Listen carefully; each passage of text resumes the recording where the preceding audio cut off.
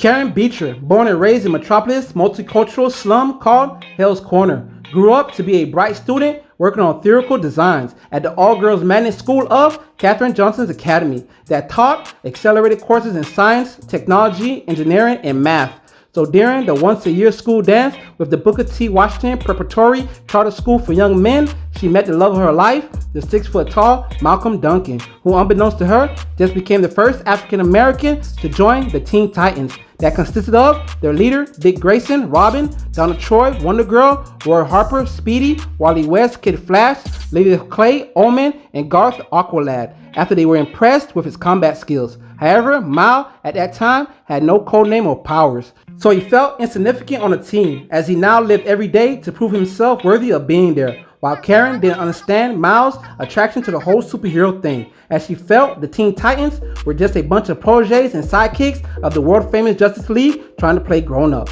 So one day, Karen received a phone call from her now boyfriend Mal in Gotham City about wanting to quit the dysfunctional team, and then later telling her on another phone call how he doesn't want to quit the team but only wants respect from them. So Karen, now tired of the Teen Titans making her man feel insufficient, went on to secretly design and construct an anti-gravity suit that replicated the flight of a Bumblebee while being equipped with sonic power, offensive and defensive capabilities to strategically attack her boyfriend in front of the Teen Titans' new headquarters disguised as a disco club and restaurant in Farmington, Long Island, called the Gabriel's Horn, which is managed by Mal. Moreover, Karen, now calling herself Bumblebee, wanted her boyfriend to see for himself that the Teen Titans weren't actually his friends and wouldn't help him if he were in trouble, which proved not the case, as they attempted to aid him, only to be surprisingly defeated by Bumblebee before she made her escape. So not long after, when the Teen Titans were being attacked by the skateboard gang called the Rocket Rollers, the buzzing beauty Bumblebee would show up again,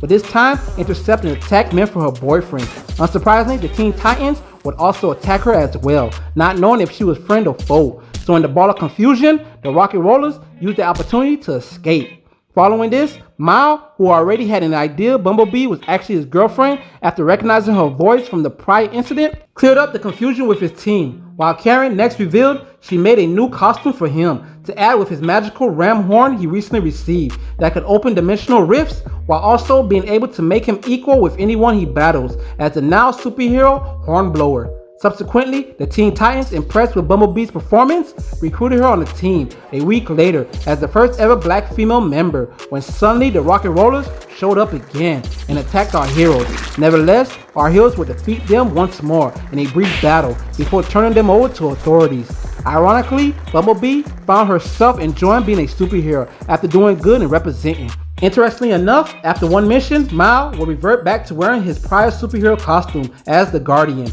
equipped with a shield, since his ram horn was now missing, as well as he didn't like the design of the old costume, so he came up with an excuse in order not to hurt Karen's feelings, which Karen didn't believe one bit. Following this, our heroes witnessed a passenger plane falling from the sky and oddly burrowing into the ground. So Bumblebee and Guardian went down within the earth to rescue the passengers that were in need of assistance, when suddenly the supervillain Captain Calamity and his henchmen behind the chaos arrived after using his helmet to gain access to Lydia's mental powers and create terrible disasters. So our heroes with added member Duella Dent, also known as Harley Quinn, went on to easily defeat, as Bumblebee's wings could buzz at a frequency that would disintegrate his weapons, before law enforcement, ambulances, and fire trucks arrived on the scene. Not long after, Captain Calamity managed to mysteriously escape from his maximum security prison cell. Meanwhile, within the headquarters of the Teen Titans, they would get an unwelcome visit from their counterparts, the Teen Titans West Coast, which triggered a physical altercation,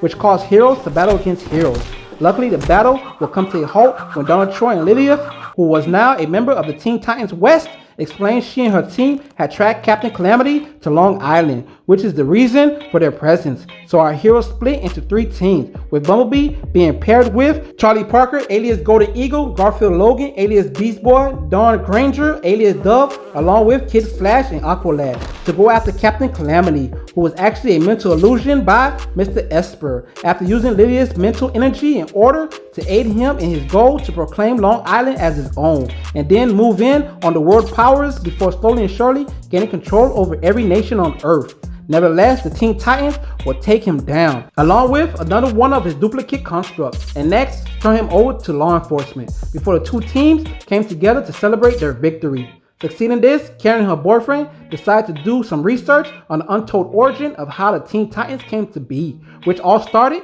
when Gotham City was plagued with a series of burglaries for 3 days, and the boy Wonder, Robin, shockingly discovered it was Batman behind the robberies. So after he failed to stop him, he decided to go out and find Superman for assistance, only to encounter Aqualad, who too was defeated by his mentor turned criminal Aquaman, as well as Speedy and Kid Flash, losing their battle against Green Arrow and the Flash. And lastly, Wonder Girl, being bested by her now evil older sister, Wonder Woman. So our youthful heroes decide to unite together and combine the element of surprise and teamwork to capture Wonder Woman and imprison her within the Justice League headquarters, along with the Flash, Aquaman, Batman, and Green Arrow, who all were revealed to be under the mind control of a being of energy. Unsurprisingly, our heroes will defeat the alien creature, thus ending its mental hold on the world's greatest heroes turned villains, which after gave birth to the famous team name Teen Titans that Wonder Girl and Aqualad came up with. Moreover, when Karen and Mao were in their small apartment, Mao would surprisingly propose to her, which Karen will probably accept, as she next continued her studies by going to Berkeley University in California before finishing her degree in advanced engineering, while interning at the Science and Technology Advanced Research Laboratory known as S.T.A.R Labs, where she befriended Victor Stone's girlfriend, Dr. Sarah Charles. Furthermore, for Miles' birthday, Karen made him a phase-initiating harmonic resonance device with manual inputs shaped like his old horn that both display space and time. She learned how to build on the Titan's computer, as she also created another costume for him. For his new superhero identity, she teasingly labeled Harold the Hornblower. Thereafter, the Teen Titans made their way to Southeast Asia to investigate an archaeological site employees of S.T.A.R Labs were leading, after Lilith sensed a mysterious wavelength coming from beneath that area calling to her, when suddenly all hell broke loose as members of the research team started attacking our heroes with advanced weaponry, thinking they were enemies after the discovery.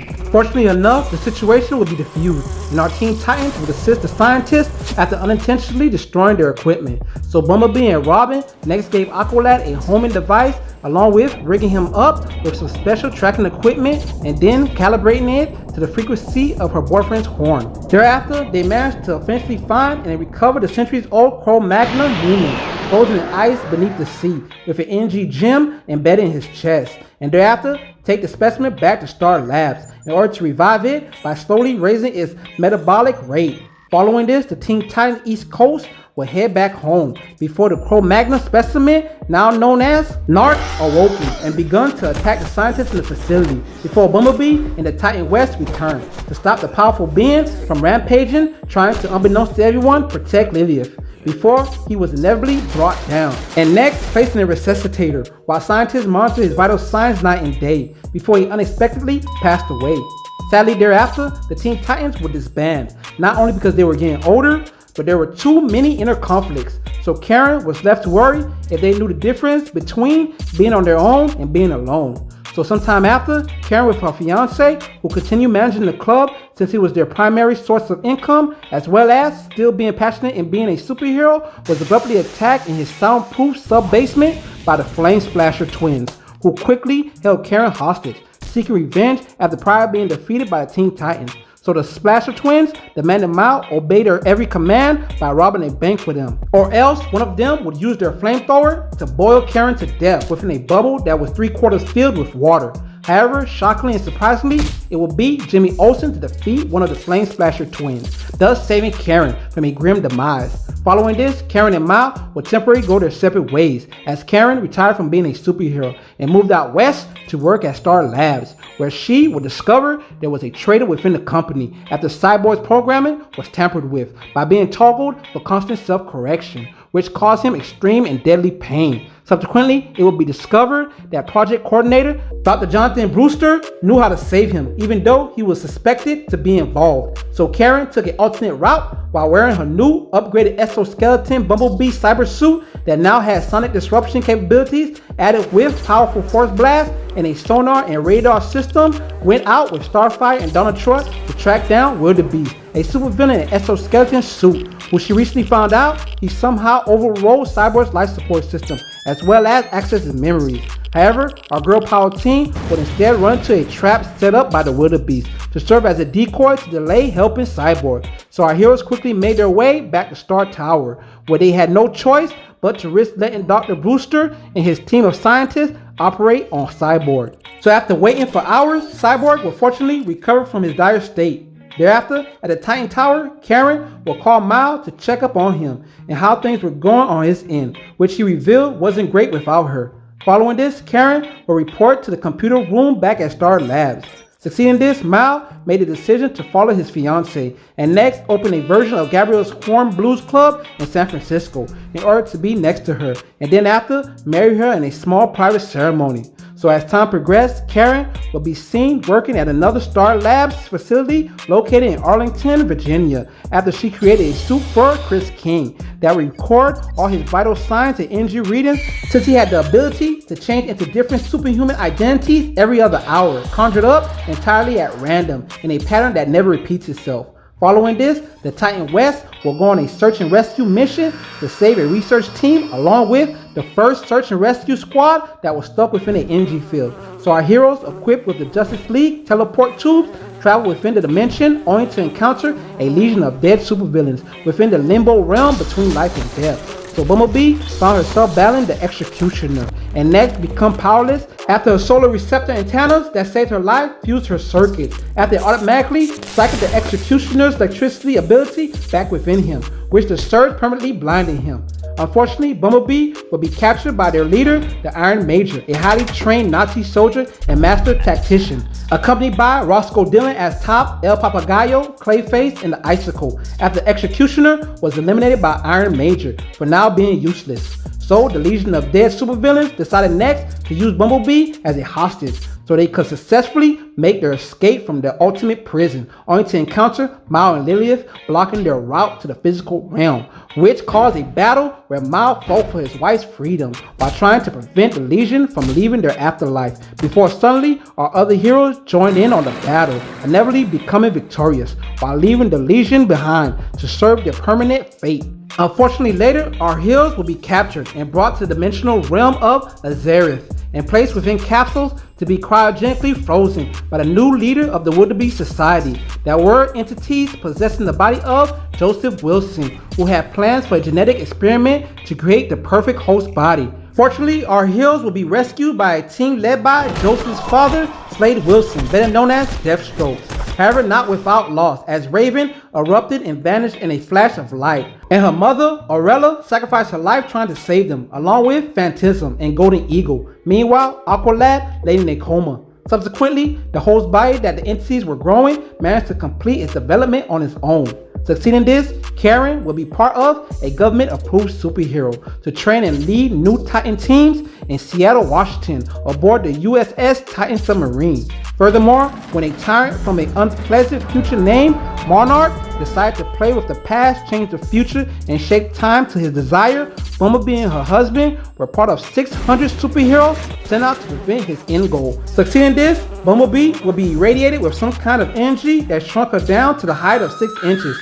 when her and her husband was lost in deep space. So thereafter, they joined a team of the world's strangest heroes and outcasts with the most bizarre powers and abilities called the Doom Patrol, led by Niles Calder, also known as the Chef, who gave her special medication to keep her diminutive heart from going into cardiac arrest. Not long after, Karen will manage to grow to 8 inches, as she now lived in a dollhouse, before revealing to the Chef her and Mal were separated, due to the bad times outweighing the good. Nevertheless, they would eventually reconnect as a couple, and Karen will regain her height back, as well as having a new ability of fluctuating it, before she was later impregnated by her husband, so they could finally start a family together. That being said, Karen Beecher-Duncan is DC Comics' Bumblebee.